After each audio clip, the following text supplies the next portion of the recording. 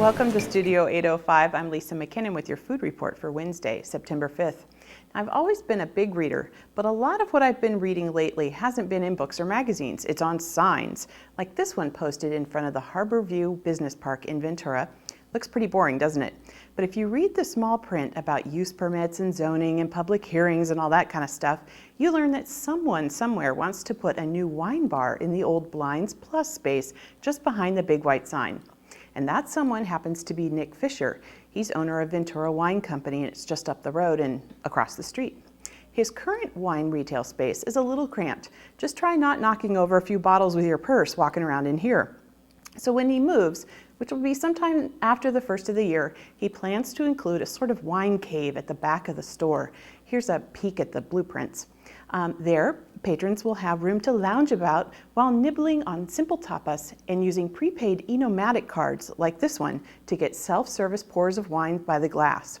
Actually, make that wines by the ounce. The e-nomatic system, which already is in use at wine bars like Vinum Populi in Culver City, allows you to dispense your own 1, 3, or 5 ounce pour, all with just the swipe of your little chip-studded card. You don't have to ask for anybody to pour it for you. Now, my other favorite reading material is typically found taped to the window at cafes and restaurants that are licensed to sell alcohol. And it's a telltale yellow change of ownership notice, and it's issued by the Department of Alcoholic Beverage Control. Very exciting. And it tells you all kinds of interesting stuff if you happen to be a geek about this sort of thing like I am.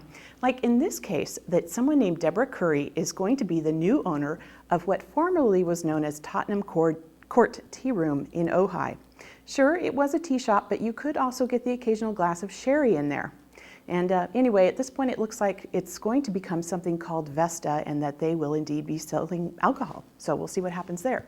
Now, another sign that's very different and very small is the bright green building permit notification card that's issued by the City of Ventura's Building and Safety Department. We are really getting geeky now. In this case, the card is in the window at the old school Midtown Ventura restaurant, Tony's Steak and Seafood, which closed in March 2006. It's in the process of being remodeled and could open as soon as mid-November as something called the Prime Steakhouse and Wine Bar. But some signs are not all that official, like this notice that Jimmy Slice is quote-unquote opening soon at the old head shop salon space on Main Street in downtown Ventura. Or like this one, found taped to the doors of Coastal Roasting and Fireplace. It tells passersby that the Fireplaces and Cups of Joe coffee shop in downtown Ventura has closed, apparently as a temporary thing, in order to shift the focus back over to the roasting side of things.